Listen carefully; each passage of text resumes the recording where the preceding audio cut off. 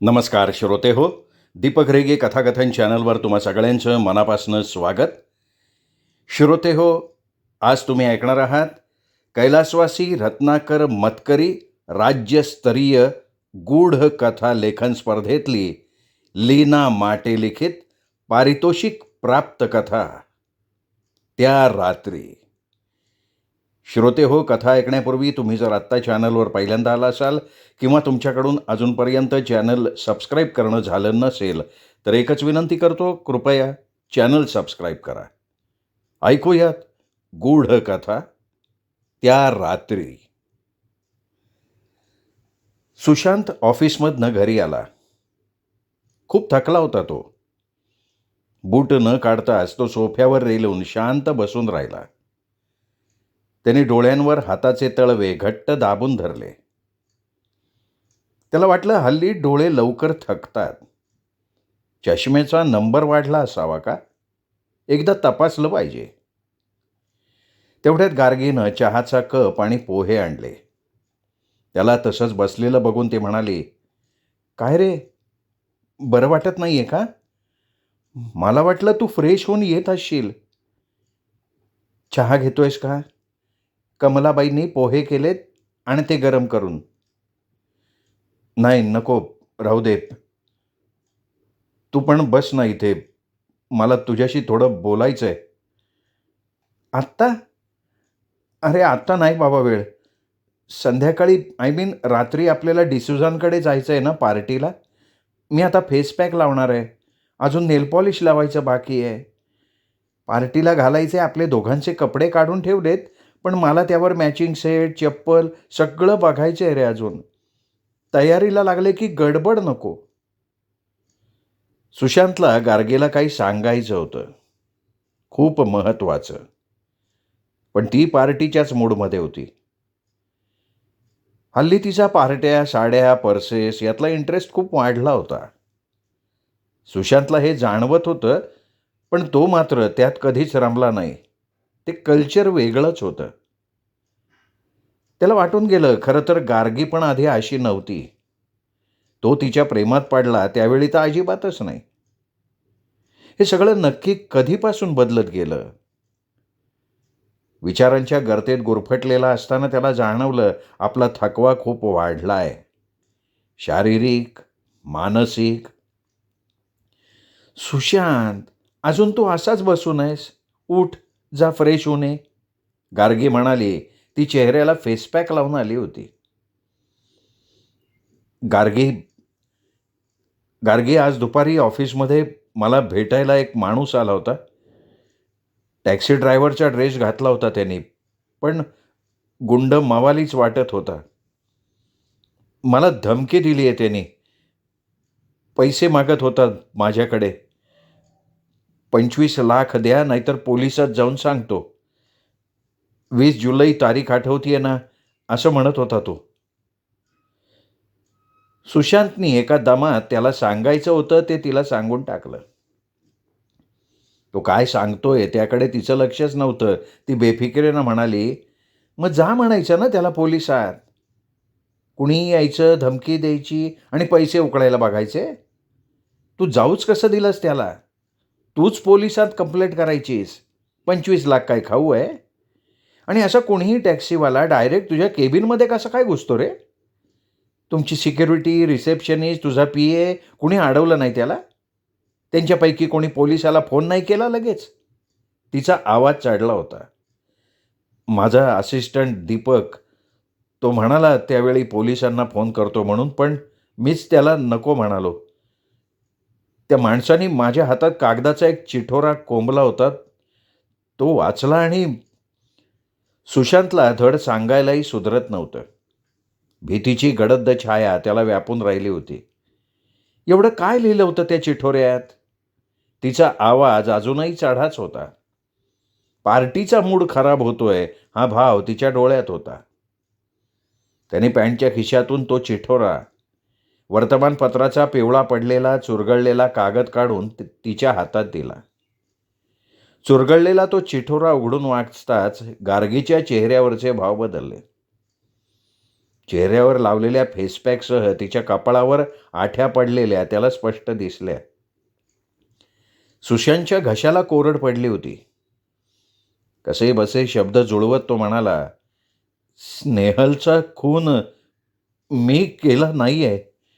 खरंच, तुझी आपल्या नीलची शपथ. तिच्याकडे पाहायचं टाळत तो पुढे म्हणाला, मी स्नेहलकडे 2-4दा गेलो होतो काही कारणाने, पण आमच्यात तसं काही नव्हतं. आमची मैत्री म्हणण्यासारखं खरंच काही नव्हतं. आपल्या लग्नाला 18 वर्ष झाली. त्या आधीपासनं तू ओळखतेस मला. माझ्या हातून असं काही घडेल का? तिचा खून झाला त्या रात्री मी आपल्याच घरी झोपलो होतो हे तूच पुराव्यानिशी सांगितलं होतंस. तुझ्या पप्पांच्या ओळखीमुळे माझ्या मागचा पोलिसांचा तपासणीचा ससेमिरा बंद केलास. अर्थात खऱ्या खुन्याचा तपास लागेपर्यंत ही केस बंद करणार नाहीत हेही मला माहिती आहे. पण ऑलमोस्ट वर्ष झालं ह्या घटनेला. आणि आज हा टॅक्सीवाला परत काहीतरी उकरून काढून मला धमकवायला आला. माझं डोकंच आऊट झालं आहे. सुशांत सरदच झाला होता. बेचैन, अस्वस्थ होता. गार्गीशी बोलल्यावर त्याला जरा बरं वाटलं. इतक्यात लँडलाईन वाजला. सुशांत दचकला. टॅक्सीवाल्याचा तो बेडर चेहरा त्याच्या नजरेसमोर आला. गार्गीनी फोन घेतला होता. फोनवरती कोणाला तरी सांगत होती, हो बरोबर आहे. हे बघा, 15 मोठाले खड्डे खणा. बंगल्याच्या कडेच्या लॉनपासून कंपाऊंड वॉलला लागून अशा पद्धतीने लावायची आहेत सगळी झाडं. झाडं बऱ्यापैकी उंच हवीत, साधारण 5-6 फूट उंचीची. परवा मी पाहून गेले ना तुमच्याकडे, तीच. गार्गी कोणाशी बोलतेय ते सुशांतला काही कळलं नाही आणि तिला काही विचारावं असंही त्याला वाटलं नाही. त्याच्या मनातली भीतीची छाया त्याच्या चेहऱ्यावर दाटून आली होती. ऑफिसमध्ये येऊन धमकावून गेलेल्या त्या टॅक्सीवाल्याचं बोलणं आणि त्याचा चेहरा त्याला पुन्हा पुन्हा आठवत होता. फोनवरचं गार्गीचं पुढचं बोलणं त्याच्या कानावर पडलं. गोडांबे, तुम्ही त्याची काही काळजी करू नका. बंगल्यासमोरचा हा पुढचा रस्ता आमचा प्रायव्हेट रोड आहे. आम्हीच करून घेतलाय तो. डेड एंडच आहे हो. त्यामुळे तसा काही प्रॉब्लेम नाहीच आहे. झाडं लावून होईपर्यंत आम्ही गाड्या बाहेर पार्क करू.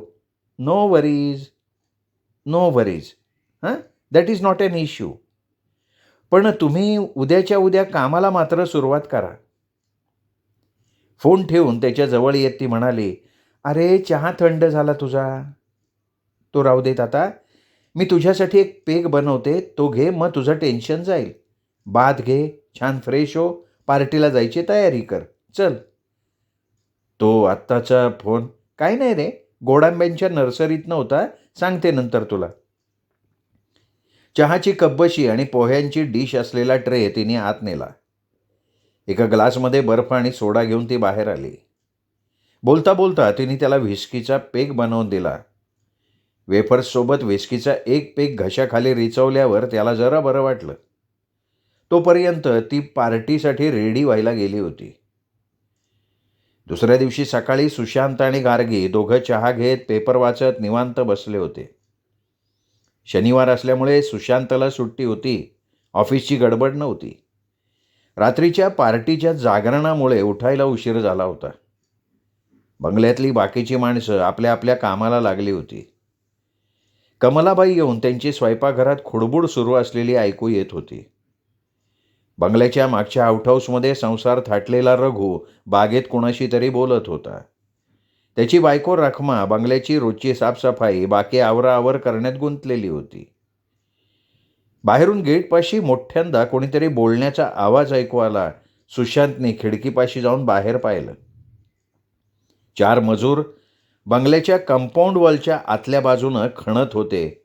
आणखीन 2 मजूर खड्ड्यातून खणून बाहेर काढलेली माती वॉलच्या बाहेरच्या बाजूला उभ्या असलेल्या मोठ्या ट्रकमध्ये भरत होते. मातीचा ट्रक बंगल्यापुढचा छोटा रस्ता पूर्णपणे अडवून आडवा थांबलेला होता. सुशांतची आणि गार्गीची अशा दोन्ही कार त्या ट्रकच्याही पुढे रस्त्यावर पार्क केलेल्या दिसल्या.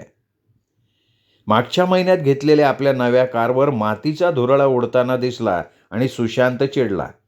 त्याने रघुला मोठ्यांदा विचारलं, रघु, अरे हे काय चालू आहे? माझी गाडी बाहेर का पार्क केली आहे? आलो जी, सांगतो, असं म्हणत रघु आत यायला वाळला. तेवढ्यात गार्गी सुशांतजवळ खिडकीपाशी येत म्हणाली, रघु, साहेबांच्या गाडीवर आधी कवर घाल. नव्या गाडीवर धूळ उडतीये, कळत नाही का रे तुला? कशी रे तुम्ही अशी नुसती सांगकामी माणसं? गार्गी, हे काय चाललंय मला कळेल का? चिल सुशांत, काल ते सांगायचं राहूनच गेलं. अरे, बंगल्याच्या कंपाऊंड वॉलच्या बाजूनं काही मोठी झाडं लावून घेते मी. अशोक, पांगारा, बहावा, गुलमोहर असं लावूया. पुरुषभर उंचीची वाढलेली झाडं मुळापासून काढून आणून इथे लावायची. 2 दिवसांपूर्वी गोडांब्यांच्या नर्सरीमध्ये जाऊन मी ती झाडं सिलेक्ट करून आली आहे. पण त्यासाठी जरा मोठे खोल खड्डे खणावे लागतील म्हणाले ते. मग पैसे ठरवून त्यांनाच कॉन्ट्रॅक्ट दिलं आहे झाडं लावायचं. 8-10 दिवस तरी लागतील सगळी झाडं लावायला असं म्हणाले ते. पण तोपर्यंत आपल्याला आपल्या कार्स मात्र बाहेर रस्त्यावर पार्क करायला लागतील. पण एकदा हे सगळं झाडं लावायचं काम झालं ना की मग बघच तू, अरे काय सुंदर दिसेल सगळं. आणि गार्डनमध्ये अजून काही शोभेची फुलझाडं सांगितली आहेत मी त्यांना लावायला. तुझ्या डिसुझांच्या बंगल्यापेक्षाही सुंदर दिसेल आपला बंगला. मग आपणही अशीच कालच्यासारखी जंगी पार्टी देऊयात. त्याच्या मनात आलं, हिला पार्ट्यांशिवाय काही सुचतच नाही का दुसरं? तिला काहीतरी खरमरीत बोलणार एवढ्यात त्याचा मोबाईल वाजला. अनोळखी नंबर बघून त्यांनी जरा आश्चर्यानंच हॅलो म्हटलं. फोनवरचा पलीकडचा आवाज ऐकून तो थरथरत सोफ्यावर बसला. गार्गीनी मोबाईल त्याच्या हातातून घेऊन स्वतःच्या कानाला लावला. तोंडावर बोट ठेवून तिने सुशांतला गप्प बसण्याची खूण केली. पलीकडचा माणूस काय बोलतोय ते ती ऐकत होती. आपल्या चेहऱ्यावरचे भाव बदलू न देण्याची दक्षता तिने घेतली होती. पलीकडच्या माणसाचं बोलणं ऐकून झाल्यावर तिने सुशांतचा मोबाईल स्विच ऑफ केला. ती सुशांतला म्हणाली, आता मी काय सांगते ते सगळं नीट ऐक. गार्गीनी तिचा प्लॅन सुशांतला सांगितला. ऐकत असताना सुशांतच्या चेहऱ्यावरचे भाव झरझर बदलत होते. त्याचे डोळे मोठे होत होते. हातपाय भीतीने थरथरत होते. आपलं डोकं दोन्ही हातांनी दाबून धरून तो सोफ्यावर बसला. कसेबसे शब्द जुळवत धीर करून तो म्हणाला, नाही नको ग, आपण देऊन टाकू त्याला पैसे. हप्त्या हप्त्यात देतो असं सांगू. अरे तसंच सांगायचं आहे. तू फक्त त्याला तसं सांग आणि पैसे घ्यायला इथेच यायला सांग. तो इथे आला ना की मी त्याला हँडल करते. रघु आहेच की घरी. तू अजिबात घाबरू नकोस. त्या टॅक्सीवाल्याला काय सांगायचं, काय बोलायचं ते मी बघून घेते. उद्या रखमा तिच्या माहेरी जाणार आहे. 1 दिवस राहणार आहे ती माहेरी. त्या टॅक्सीवाल्याचा पाहुणचार करायला आजच काही खाण्याचे पदार्थ बनवून ठेवते रखमाकडून. डोंट वरी. त्याला तसंच बसलेलं बघून ती म्हणाली, अरे तू फोन करतोयस ना? टॅक्सी ड्रायव्हरला काय सांगायचं लक्षात आहे ना? सुशांतने आपला मोबाईल चालू करून त्या अननोन नंबरवर फोन लावला. हां हॅलो, मी सुशांत बोलतोय. सुशांत रेगे. नाही नाही नाही तसं काही नाही आहे. मगाशी माझी बायको इथे आली ना म्हणून मी फोन कट केला. मी काय म्हणतो, एवढी रक्कम मी तुम्हाला एक रकमी देऊ शकत नाही. ती तुम्हाला 3 हप्त्यात दिली तर चालेल का? आणि मोठा प्रॉब्लेम असा आहे ना की आमचे सगळे बँक अकाउंट माझ्या आणि बायकोच्या नावावर जॉईंट अकाउंटमध्ये आहेत. मोठ्या रकमेसाठी दोघांच्याही सह्या लागतात हो. बोलता बोलता सुशांतने आपला मोबाईल स्पीकर मोडवर ठेवला. बरं मग काय म्हणणं आहे तुमचं, बोला. पलीकडचा बेरके आवाज. मला ना एक आयडिया सुचली आहे. तुम्ही इन्व्हेस्टमेंट एजंट म्हणून उद्या संध्याकाळी आमच्याकडे बंगल्यावर याल का? मी बायकोशी बोलून तिला तसं पटवून ठेवतो. चालतंय की चालतंय. पलीकडचा बेरके आवाज किंचित मावळला. अजून एक सांगायचं होतं. जरा तेवढं म्हणजे तुमचे कपडे जरा व्यवस्थित आणि भाषा पण सभ्यपणाची वापरलीत तर माझ्या बायकोला काही संशय येणार नाही. तुम्ही इन्व्हेस्टमेंट एजंट वाटाल तिला. येस, येस, येस साहेब. I talk English little. हां, हां. अहो एवढी वर्ष टॅक्सी चालवतोय ना मी. पॅसेंजर लोकांचं बोलणं कानावर पडत असतं ना आमच्या. अरे you know worry, I handle.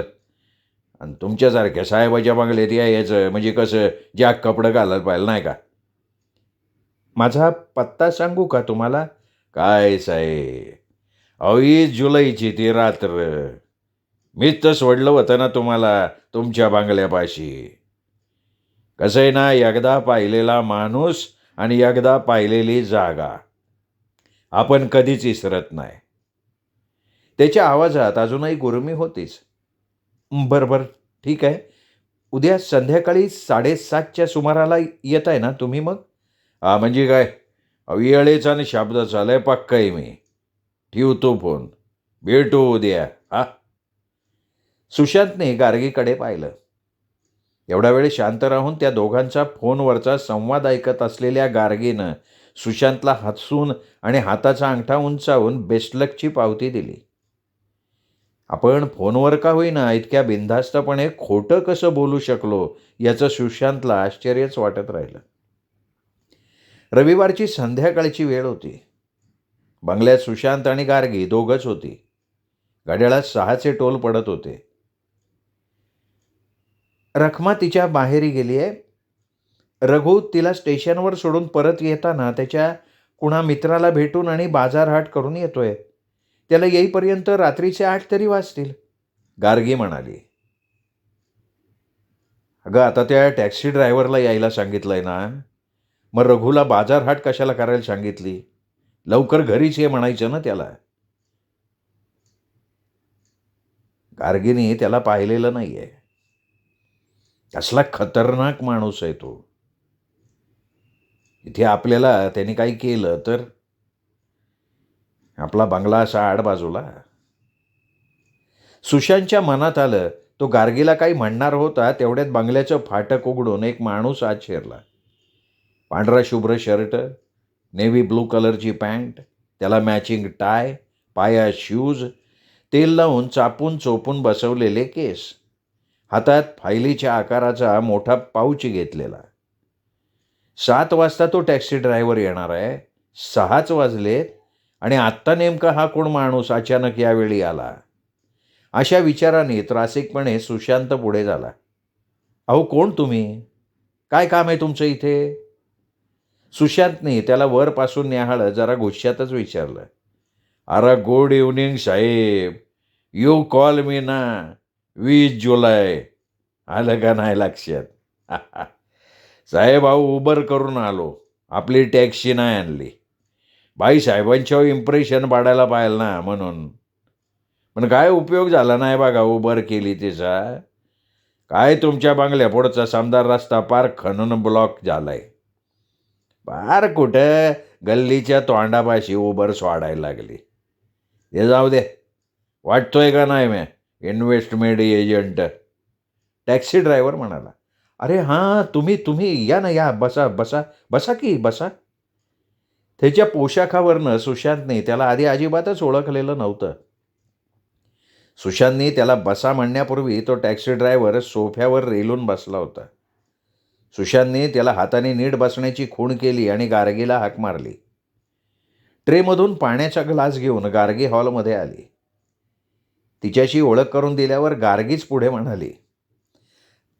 मला यांनी तुमच्या इन्व्हेस्टमेंट स्कीमबद्दल सगळं सांगितलं आहे. चांगली स्कीम आहे तुमची. आम्हाला आवडेल त्यात पैसे गुंतवायला. आपण बोलू त्याबद्दल.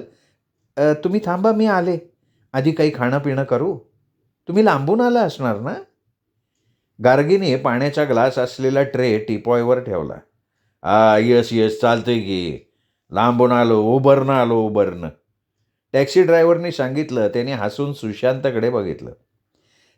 ते बरं झालं. आमचा बंगला शोधायला लागला नसेल मग. बरं तुम्ही बसा, मी आले हां. असं म्हणून गार्गी आत गेली. आतून मोठ्या ट्रेमधून प्लेटमध्ये कटलेट आणि ग्लासमध्ये स्ट्रॉबेरी मिल्कशेक घेऊन ती बाहेर आली. टॅक्सी ड्रायव्हर खुश झाला. हे सगळं आपल्यासाठी आहे हे कळल्यावर त्याला फार भारी वाटलं. बाईसाहेबांचा पाहुणचार आणि आग्रह बघून त्याला खूप छान वाटत होतं. तिने त्याला आग्रहाने 5-6 कटलेट खायला घातले. मोठा ग्लास भरून असलेला मिल्कशेक तर तो अगदी हापापल्यासारखा पीत होता. आपला एवढा असा छान पाहुणचार इथे केला जाईल असं त्याला वाटलंही नव्हतं. "अरे साहेब, मी एकटाच खातोय. तुम्ही बी खावा की." "अहो साहेबांना डायबिटीस आहे. त्यांना अधेमध्ये असं खाल्लेलं चालत नाही. आम्ही दोघं ब्लॅक टी घेतो ना तुमच्याबरोबर." गार्गीनी सुशांतला ब्लॅक टी असलेला मग दिला. आपणही घेतला. ती सुशांतच्या शेजारी सोफ्यावर बसली आणि म्हणाली, भाऊ खाऊन झालं की तुमचे पेपर्स काढा. काय स्कीम आहे ते समजावून सांगा." टॅक्सी ड्रायव्हरने नुसतीच मान डोलावली. कटलेट खात असताना त्याला थोडी गुंगी आल्यासारखं वाटलं होतं. गार्गी त्याच्याकडे एकटक बघत होती. खाऊन झालं. आता त्याने मिल्कशेकचा ग्लास हातात घेतला. हातानीच छान अशी गार्गीला खूण करून सांगितलं आणि नंतर आपल्याला काय होतंय हे त्याला कळलंच नाही. मिल्कशेक पिता पिता हळूहळू त्याची शुद्ध हरपत गेली. सोफ्यावरून तो जमिनीवर कोसळला. हातपाय पोटाशी घेत तो जमिनीवर लोळण घ्यायला लागला. त्याच्या तोंडातून फेस आला होता आणि बघता बघता अचानक तो निपचित झाला. ह्या अनपेक्षित प्रकारानं सुशांत हादरला. एकदम अचंबित होऊन तो टॅक्सी ड्रायव्हरकडे बघायला लागला. पण त्याचवेळी आपल्याही डोळ्यावर किंचित झापड येत असल्याचा, आपल्याला पेंग येतेय असा सुशांतला भास झाला. प्रचंड घाबरून खुर्चीचा आधार घेत तो सोफ्याच्या बाजूच्या खुर्चीत बसला. त्यांनी गार्गीकडे बघितलं. तिचे डोळे चमकत होते. गार्गी सोफ्यावरनं उठली. टॅक्सी ड्रायव्हरच्या जवळ जाऊन तिने आपला हात त्याच्या नाकाशी नेऊन पाहिला. तो मेला असल्याची तिने खात्री करून घेतली. सुशांत प्रचंड घाबरला होता. त्याच्या अंगाला दरदरून घाम फुटला होता. गार्गी, गार्गी, अगं तू मारलंस त्याला, जीव घेतलास त्याचा. पण असं काही करण्याचा तुझा प्लॅन तू मला सांगितला नव्हता. डोळ्यावर झापड, थोडी गुंगी असूनही सुशांतची सद्सद विवेकबुद्धी शाबूत होती.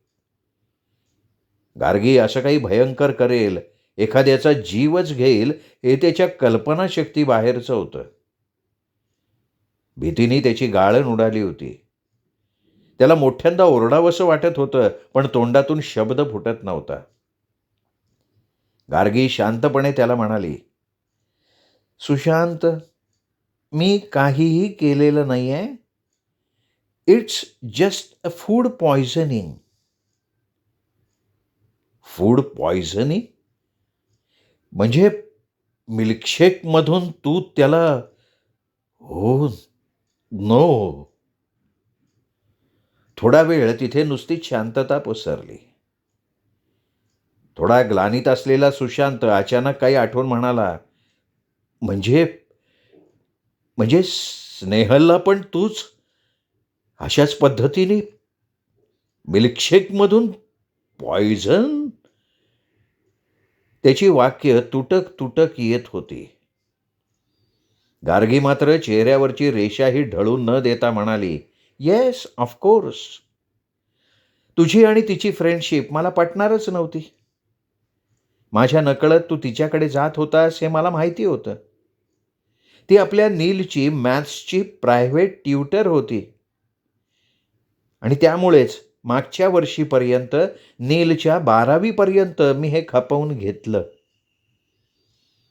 तिची ट्युशन लावलेली होती, त्यामुळे नीलला मॅथ्समध्ये फुल मार्क्स मिळत होते. ती त्याच्याकडून अभ्यास छान करून घ्यायची.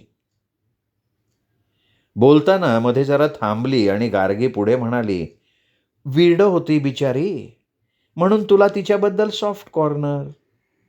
अरे माझ्यात काय कमी होतं म्हणून तू तिच्याकडे अट्रॅक्ट झालास. नीलचं 12वीचं वर्ष सुरू झाल्यापासून माझ्या डोक्यात मी तिला संपवण्याचा प्लॅनच करत होते. नील 12वी छान मार्कांनी पास झाला की त्याला इंडियाच्या बाहेर कुठेही ॲब्रॉडला कॉलेजला ॲडमिशन घ्यायची आणि मग स्नेहलचा काटा काढायचा हे मी पक्क ठरवून ठेवलं होतं. हे सगळं सुशांतच्या बुद्धी पलीकडचं होतं. गार्गी पुढे सांगतच होती, आज तुला सगळंच सांगते. मी जाणीवपूर्वक स्नेहलशी घरोबा वाढवला. तुला हे माहीत नाही काहीच. हां, पण तिच्या घरी मात्र मी कधीच गेले नाही. तेवढी खबरदारी घ्यायलाच हवी ना. रघूसोबत तिच्या घरी मी आपल्या घरी केलेले पदार्थ पाठवत होते. तिची चौकशी करत होते. फोनवर बोलत सुद्धा होते तिच्याशी. तिची मैत्रीण असल्याचा विश्वास निर्माण केला मी तिच्या मनात. अगदी जीवाभावाची सखी असल्यासारखी तिच्या गोष्टी ती शेअर करत होती माझ्याबरोबर. मला तेच हवं होतं. मग मला माझा प्लॅन म्हणजे स्नेहलचा काटा काढण्याचा प्लॅन करायचा होता. त्या रात्री सगळं जुळून आलं. फक्त तुझ्यामुळे एक घोळ होऊन बसला. पण लकीली निस्तरलं ते प्रकरण. गार्गी सांगत होती इतक्यात रघू आला. जमिनीवर पडलेल्या टॅक्सी ड्रायव्हरच्या डेड बॉडीकडे त्याची नजर गेली. त्याच्यात आणि गार्गीमध्ये डोळ्यांनी काही खाणाखुणा झाल्याचं सुशांतला जाणवलं. किंचित गरगरल्यासारखं वाटत होतं, तरीही सुशांत डोळे आणि कान उघडे ठेवायचा जाणीवपूर्वक प्रयत्न करत होता. गार्गीने सांगितलेलं फार भयानक होतं. सुशांतचा त्यावर विश्वास बसला नसता. पण आता टॅक्सी ड्रायव्हरच्या बाबतीत घडलेलं सगळं त्याच्या नजरेसमोर घडलं होतं. ही आपली गार्गी? आपण जिच्यावर प्रेम केलं आणि अजूनही करतोय ती? सुशांतला आपल्याच डोक्यात कोणी मनामनाचे घाव घातलत असल्यासारखं वाटलं. रघु गार्गीला विचारत होता, बाईसाहेब, याची बॉडी ठिकाणाला लावायची ना आत्ता? हां, पण त्याआधी एक काम कर. त्याचा मोबाईल घेऊन तो स्विच ऑफ करून टाक. त्यातलं सिम कार्ड काढून मोबाईल आणि सिम कार्ड दोन्ही त्याच्या खिशातच राहू देत. मोठं पोतं आणि दोरी आणली आहेस ना? साहेबांच्या मदतीनं ही बॉडी पोत्यात बांधून घे. आणि मी सांगितलेलं सगळं लक्षात आहे ना? काल लावलेल्या त्या गुलमोहराच्या झाडाला लागून असलेल्या मोठ्या खड्ड्यात हे पोतं म्हणजे ही डेड बॉडी पुरून ये. त्यावर पुन्हा नीट माती पसरून घाल. उद्या गोडांब्यांची माणसं कामाला आली तर त्यांना जराही कळता कामा नये काही. मी मी नाही त्या डेड बॉडीला हात लावणार हां, कापऱ्या स्वरात सुशांत म्हणाला. वाटलंच होतं रे मला.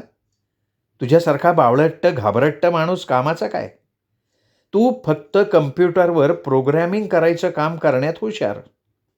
क्लायंटला पटवायचं आणि पैसे कसे कमवायचे एवढंच तू कर. तुला तेवढंच जमतं. चल रे रघु, मी तुला मदत करते. हे काही कोणा येरागाबाळ्याचं काम नाही आहे. साहेबांना नाही जमणार ते. चल, आपणच कामाला लागू. गार्गीनं टॅक्सी ड्रायव्हरची डेड बॉडी पोत्यात भरायला रघुला मदत केली.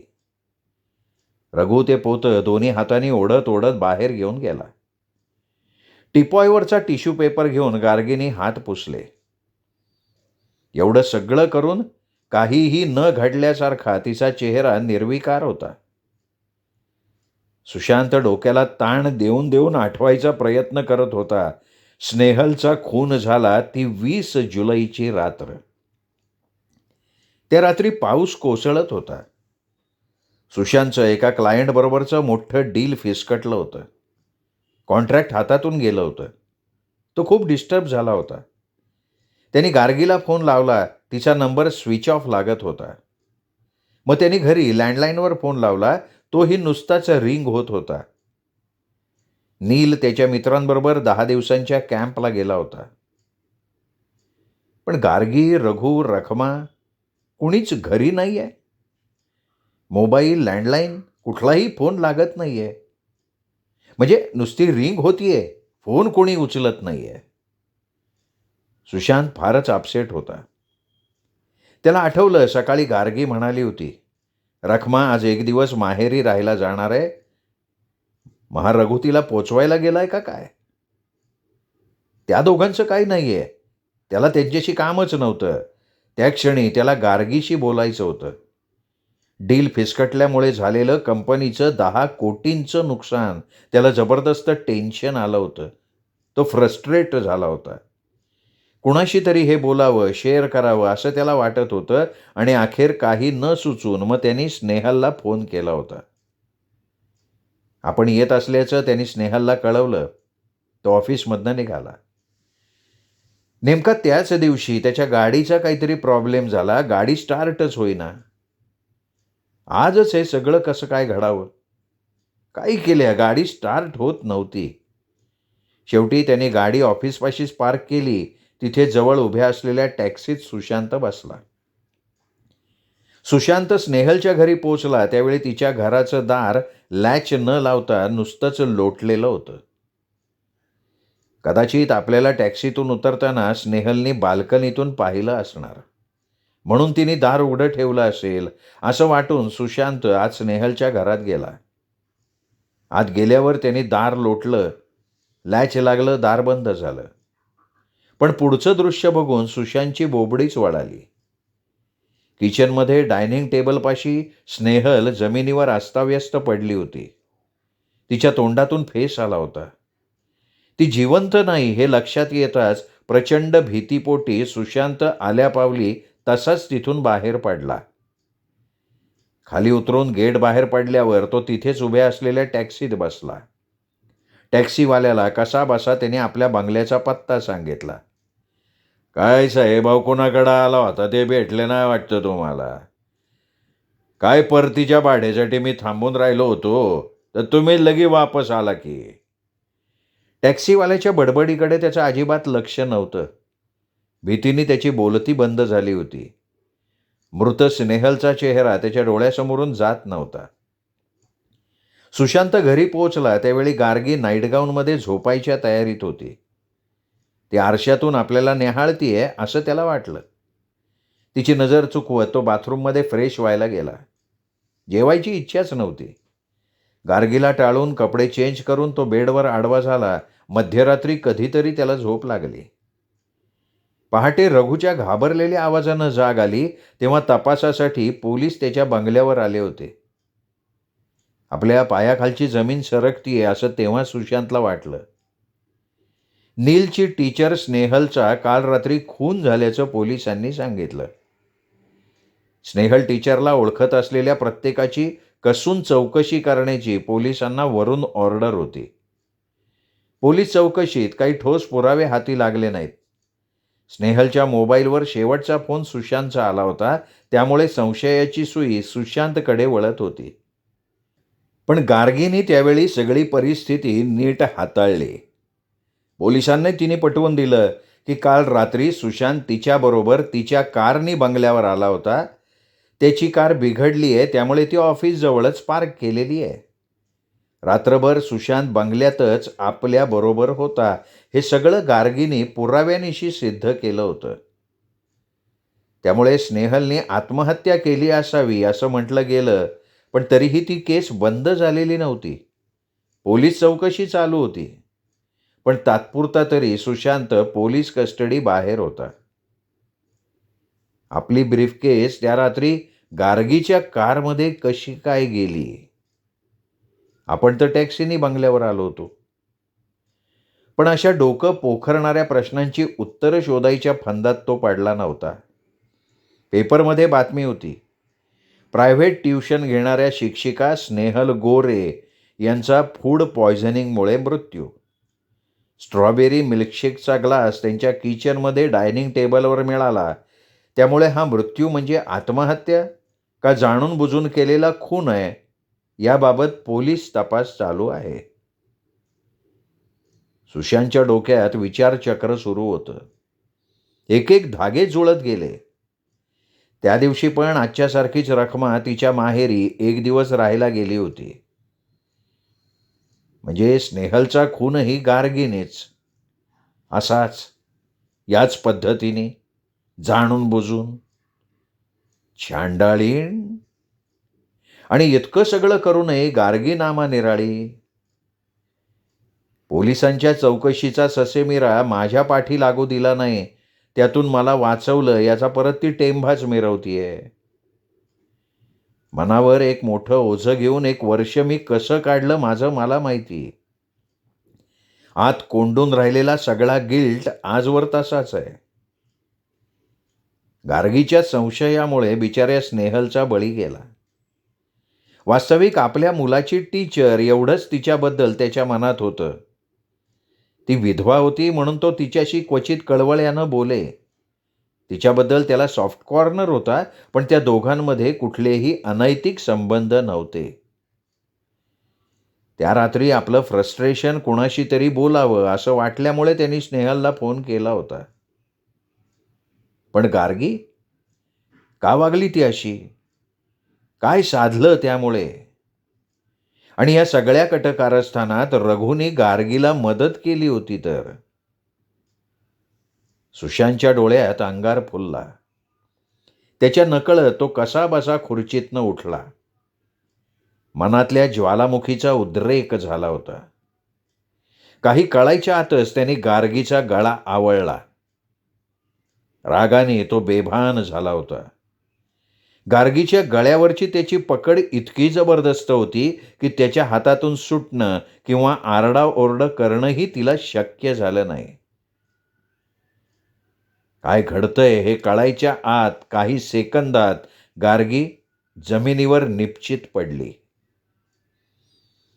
बाहेर अंधारात बंगल्याच्या फाटकापाशी मातीत थापण्याचा आवाज येत होता. गार्गीची डेड बॉडी ओढत ओढत सुशांत बंगल्याच्या कंपाऊंड वॉलपाशी घेऊन गेला. जेमतेम 5-1 मिनिटं गेली असतील नसतील. त्या अंधारात आणि नीरव शांततेत अजून एक किंकाळीचा अस्फुट स्वर घुमला. ती किंकाळी रघुची होती. कुदळीचा घाव त्याच्या डोक्यात वर्मी लागला होता.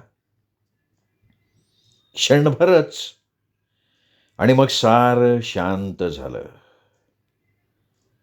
फक्त कुदळ फावड्याचा, मातीत थापटण्याचा हळूहळू आवाज. नंतर बराच वेळ येत राहिला. श्रोते हो, तुम्ही ऐकत होतात लीना माटे लिखित कथा त्या रात्री. ही कथा कशी वाटली कमेंट करून जरूर कळवा. कथा तुम्हाला आवडली असणार आहे, त्यामुळे कथेचा व्हिडिओ लाईक करा, हाईप करा. या कथेचा व्हिडिओ आपल्या कथाप्रेमी मित्रपरिवारात, नातेवाईकात शेअर करा. चॅनल सबस्क्राईब करायचं राहून गेलं असेल तर चॅनल सबस्क्राईब करा. आणि मुख्य म्हणजे भेटत रहा दीपक रेगे कथाकथन चॅनलवर अशाच उत्तमोत्तम लेखकांच्या उत्तमोत्तम कथा कादंबरी ऐकत राहण्यासाठी. नमस्कार श्रोते हो.